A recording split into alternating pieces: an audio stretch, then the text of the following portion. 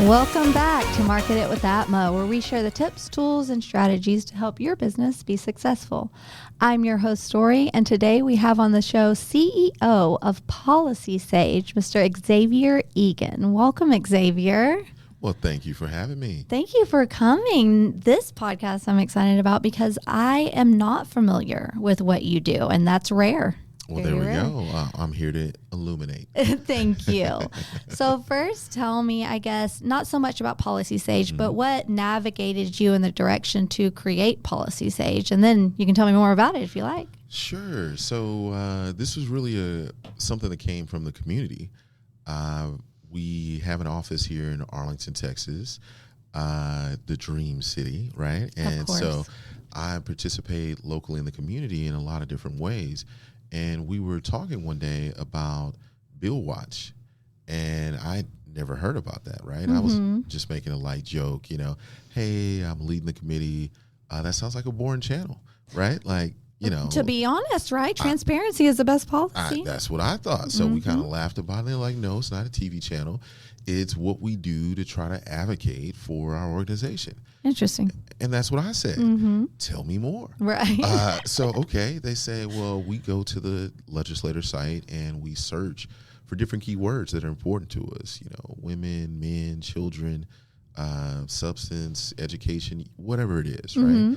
And we use their system to pull back whatever legislative policy might be important to us, right? Within those keywords. I gotcha. Right? Okay. And then what next? They say, well, we pull it down, we take the PDF, we attach it to an Excel file, we try to read it best we can, and try to translate what we think it means to decide if we should advocate or not.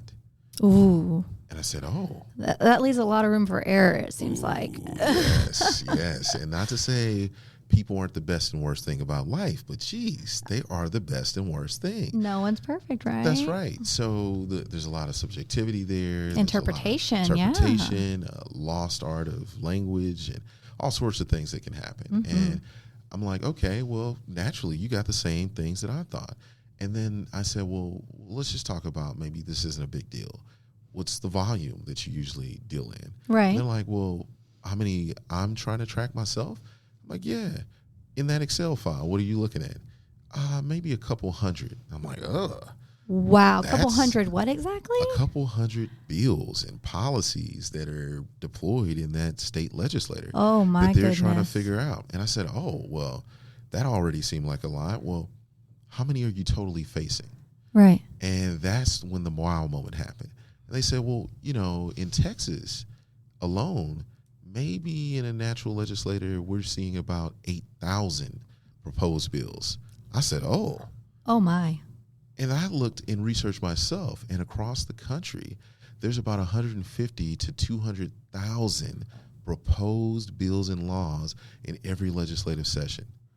Oh, it blew my mind. Goodness. How do you have the time or capacity to go through each and every one accurately? Exactly. And if you really wanted to know if you were looking out for your house or your business or your any type of interest, right? You would imagine you got to read it all. I would. I mean, I'm a term and conditions girl. I will read every line, right? Right now, in just Texas, and our legislators getting the closeout phase, right? There's over 10,000 policies they proposed this session, and about 47,000 pages last time I checked. Well, the average reading pace, and they say we aren't average anymore, it would take them about 12, 13 weeks just to consume that information. Not even absorb it, just to read it. Not to comprehend it. Right. That's just consuming. I read it. And we all know the first time you read something, you never get everything that you're looking for. Absolutely. You got to go back and pin it again and again. And, depending on my mood that day, I probably didn't absorb anything, right? If you were hungry or hangry, you might not have caught anything. That is very real. Very true. And imagine it's 47,000 pages. Well, let's talk even crazier. Across the states, all states and the federal level, that 150 to 200,000 converts into 100 million pages. No, you'd have to have a team of people just reading constantly. But then therein lies another problem: is That's right. you open it to interpretation again. Well, and not just that. It turns out there's even more problems to really solve. Well, I mean, we're talking about legislation here. Now you get the point here. So Yes. and this was all illuminating for me. It wasn't that this was Right. my background as much as just being a normal citizen, trying to understand how can I help myself or help others. Right. And the short windows is your next issue. Okay. So in the traditional legislature, say in Texas, it's maybe 140, 160 days, Okay. not a full year. Right. You don't even have a full year to understand what's happening. That's in not the even half a year. in Okay. the shortest legislature, it might be 2 weeks session in their shortest special session they can provide in a different state, right? And then maybe 2 to 3 months, right, is a more average small session that they have to get every bill, every law, and every sector covered for your state. And then you imagine at the federal level, they're doing this across all 50 states, affecting everybody, not just in our local area. So you're a problem solver. You saw a problem, Now you see where I'm at, right? and I you're just saw a trying to problem. solve it. You're I just saw a problem. walking around here solving everybody's That's it. I problem. was just walking down the street one day and I stumbled into a pothole. But you know what? That's life, right? Either you have a passion and you focus on it, or you move on with the rest. And you're actually trying to make some change here, right? That's right. Okay, so how did PolicySage and the name actually come to life?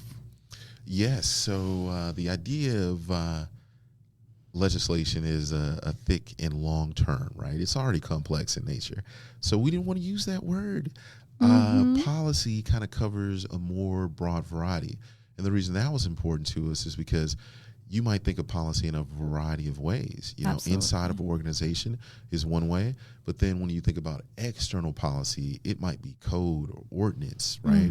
Or it could be county level, city level, it could be state level, it could be federal level. Yes. So many different ways. It could be your local school board that you're concerned about. It could be your university and the policies in the system that they're in. Yes. And all of that's public information, but sometimes the way that it's written is a little bit dense to decipher. Who has the time to sit there and just drill through all that? We all have full-time jobs, right? That's right. And usually it's not that it's a part-time problem. It's just that it's only a piece of the huge puzzle that we're all dealing with. Right. Right. And if you're a nonprofit and trying to advocate for some little kid out there, you know, whatever it is, the homeless or whatever the happenstance is, really legislation and the rule of law is kind of what brings us all together. So as those things change, it affects us all. Sometimes less than others, right? Of course. But it depends on where you sit. Absolutely. So how you've brought together a very antiquated system together with AI. That's right. And That's right. and how did you begin this transformation? Where was your starting point of helping to solve this huge issue? So when they told me that original story of just how manual the process was that they were working, and I started thinking about all the gaps that we talked about, and then even others, like, well, how do you know that the key word is even getting to the search that you're looking for? Right. Right? Because there's no, general help desk that tells Unless you you exactly read what they're through doing. it word for word. Yes. Yeah. So how do you know? So we needed to make it more robust, easier to translate, faster to the answers. And what we were competing with was this manual labor that we just didn't even know existed and was overwhelmed. Right. So when it came to that, we researched more. Turns out the savviest person in policy to do developed research is like a congressional research analyst, because they deal with U.S. legislation, which is way more depth sometimes, right? Absolutely. If on average most legislators put down 100 pages, they might put down 1,000 pages, right? Just to describe the same efforts. Right. So that guy would take an average of 40 to 60 hours to do the depth of research that it would take to understand ins and outs every level of a policy. So imagine how many people aren't having that person on staff, let alone having that capability of time. Because when you remunerate that into just math as a problem solver as I am, 40 to 60 hours means if you calculate your 2080 of his full-time work, he's only going to be able to do 30 to 50 analysis in an entire year. How is he getting everything else? He can't. So when you Right. compound that with the idea that you got a short window of maybe 140, you don't have a whole year to even And that's do not your the work. only thing they're focusing on, I'm sure. You've got to not just read it, you got to do something about it next, Right. right? You got to apply it, you got to advocate for it, against it, so on and so forth. So we just saw an easy spot. Well, today we're in a way more technologically advanced space than we were yesterday even, right? And let alone 2 years ago or 5 years ago or 10 years ago. So the idea of AI being so widespread is really trying to figure out, how do we make it valuable, right? How do we make it helpful? How do we humanize it to a way that it creates a multiplicity of force, not necessarily just a reduction of force? Absolutely. And in this case, we're thinking that these smart people that were hired because they had strategic minds that were meant to not just analyze, but also apply, right? The Absolutely. knowledge. So you're helping them analyze so that they can apply more efficiently. That's it. That's so wonderful. we're trying to empower whatever that use case is for you. Right. So whether it's in a corporate environment or whether it's in a political environment, a legislator, a county, civics, you name it, the idea is, how do we help you do whatever you're doing better? That leads me to a great question, is why is it so important for businesses to respond to legislation faster? Well, the impacts, right, and ripple effects. So some of the work that we've done is so in depth because you just don't know the layers of impact until you do the analysis. So this goes back to consumption, right? First, we're going to read something, right, and say, hey, word for word, we think we read it. Right. Then we're going to try to decide, do we understand? That's where the comprehension comes in, right? And that's just the words that are on the paper, right? That's the words that are on the paper. Sorry, I don't mean to laugh, but I mean, it's a whole job in itself. Yes. So now get to my third level. Third level is analysis. So that's what's the implications of the words that are on the paper. Well, that's not just mentioned in the words on the paper. That's the important part, That's right? the important part. So does it change other laws or other codes or other effective places that are already impacting me? And that could be the difference of revenue. It could be the difference of cost. It could be the difference of labor. It could be the difference of supply. Absolutely. Demand that's going to happen. So many different areas that it could affect a total economic state for me, right? Wow. So everybody's going to be impacted by their legislation that happens. That's why it's so important to be a part of that citizenship. Right? On the local level, we're not just out here voting for presidents, y'all. The local is what affects us, right? It comes down to your backyard, right? When your property taxes hit you, when the sales tax hits you, where all that money goes, is it affecting your school? Is it not? So on and so forth. And if you don't know, that doesn't mean that it's not going to apply to you. Right? Absolutely. It's still going to hit you. I Still know gonna I'm hit you. feeling the pain from it on the whole home insurance. That, man, I'm sure everyone's feeling it as well. So how do you build trust and authority in a field like legislation intelligence? How do you help people understand the importance, and how do you implement it? So we started with the facts, right? The base source details. We connect everything back to the legislators themselves, right? So we're pulling the details direct down to make sure that you can always pull it back, read it for yourself, word for word, and you could do the same analysis. It just might take you more than the minutes that it takes us to help you and translate that, right? Absolutely. 40 to 60 hours, minutes after clicking a button. Well, that's going to change the way that you think. It might change the amount of policies that you are able to research. It might change the amount of things that you advocate for or against, or the things that you're concerned about because you just had no awareness before. You had no time to take that depth. So we just took that first right, which is, let's use the information that's already there. Okay. And the second part is that we wanted to make sure that we were replicating a strategy that was already sound. It was already historic. It was already out there, which is why we went after who already performs best. Who are we all looking to say who could give us that answer? Yeah. Who was it? It was that Congressional Research Service analyst, right? Wow. And it was the idea that the depth that they can provide, and there's lots of different types of analysts that are out there, but the depth that they provided was right next to the length and the depth that a lawyer would provide, right? But the lawyer was only focused on the legal aspects, right? Whereas the congressional person was looking at all the stakeholders, right? Everybody who could be concerned, because they don't know if it's going to be the businessman that comes to the office next, or if it's going to be another political office, lower level government, or if it's going to be a nonprofit or NGO or advocacy group. They don't know who's going to have the smoke for them tomorrow, right? I love that. I love the way you say that. So this is. I'm so glad you put policy in the name of your company versus legislation, because when I see legislation, it scares me. Yeah. Policy is a lot more coming. It's like, okay, how can you help me, right? So how do you market to your demographic? What exactly is your demographic that you're trying to broadcast your brand to? Sure. Well, really, there's a lot of stakeholders, right?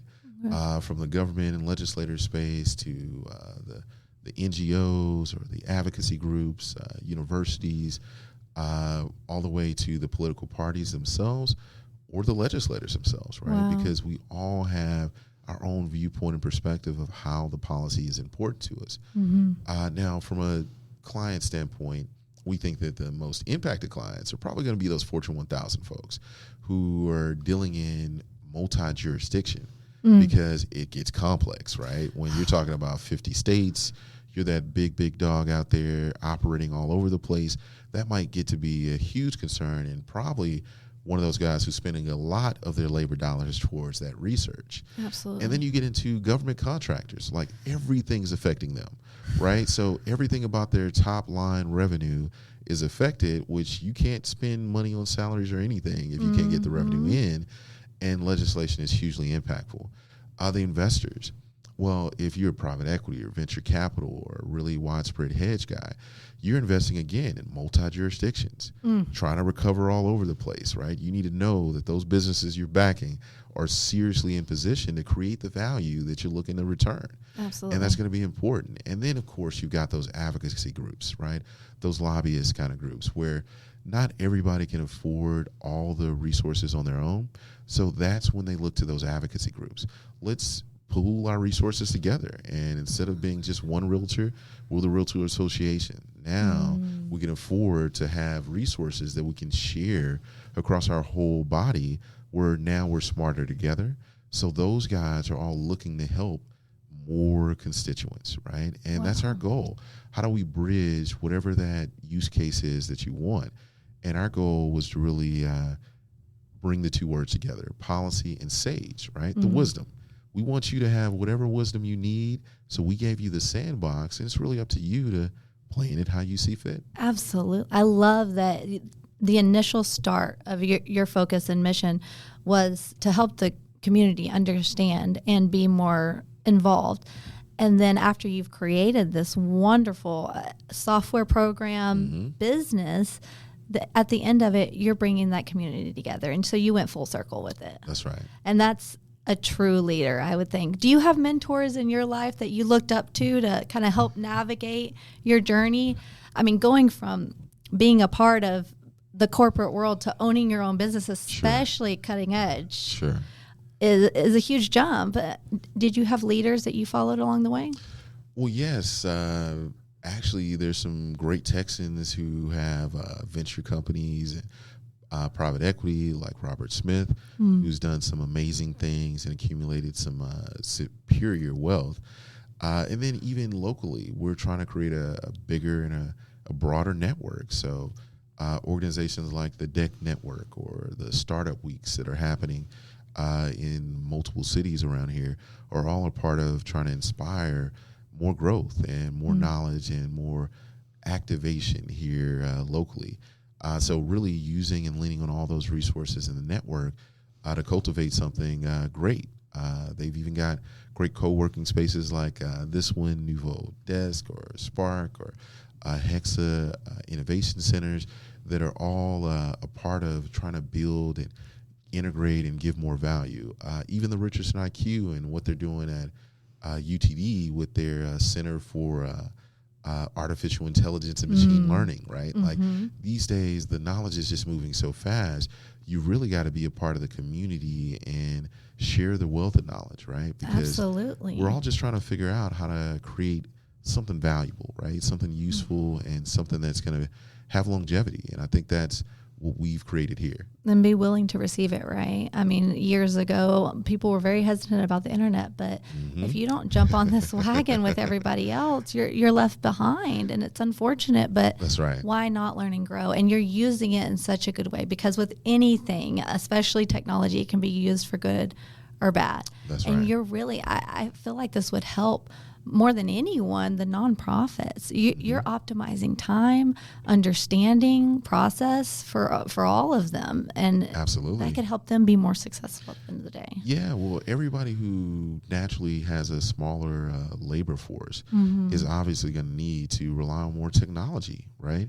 Because that's really our multiplicity of force next to credit and debt and the human capital that we have, right? Absolutely. So we've got to figure out how to leverage that better. And this is a perfect use case, right? Where this is something that we all had an itch that we were trying to scratch. We just didn't know how large it was, until we started diving into the details. And some people didn't even know it was an itch that needed to be scratched, right? With a lot of government issues. I mean, it feels like everyone's understaffed these days. Oh, yeah. And we're trying to all optimize and change things for the better, right? Even the government themselves, right? Well, I hope they're trying, because I sure am trying. So what habits or routines help keep you sharp and on the cutting edge of everything? Continuous learning, right? I'm always out there looking at what other people are up to from regards of not just the competition, but even other industries, right? To your point, the way the technology is moving, you just don't know what's going to float your boat. Right? I'm sorry to say. Absolutely. And sometimes directionally, you could see something that really is a huge opportunity, right? And a gap that can be filled, or another partnership that can be made, or a synergy that can happen or be orchestrated. Someone mentioned nonprofits recently that they could be a good help. And they also mentioned that sometimes they don't have the adequate funding to support themselves.